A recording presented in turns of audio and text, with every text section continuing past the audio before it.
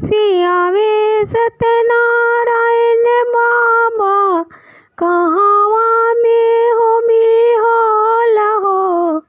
सखी कहवा से आवे सब देवता, तो धरती आनंद भइले हो।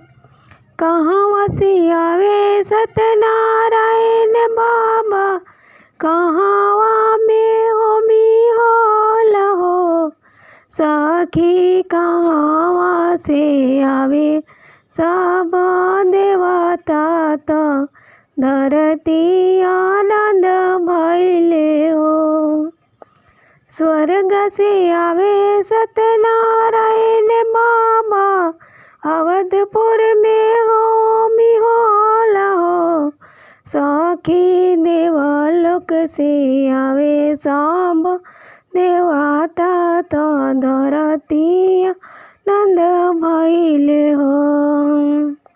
स्वर्ग से आवे सत्यनारायण बाबा, अवधपुर में हो मिहल हो।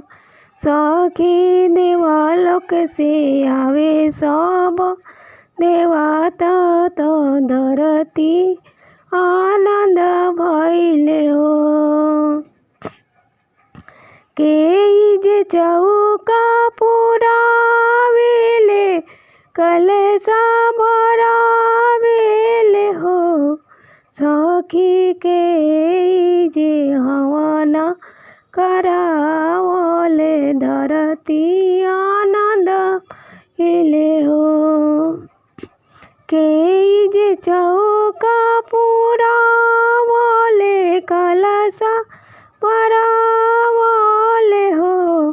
सखी के जे हवन करावले, धरती आनंद भइले हो। सीतारानी चौका पुरावली, कलशा भरावली हो। सखी ब्रह्मा जी हवन करावले, धरती आनंद भइले। सीतारानी चौका पुरावली, कलशा भरावली हो। सखी ब्रह्मा जी हवन करावले, धरती आनंद भइले हो। सखी ब्रह्मा जी हवन करावले, धरती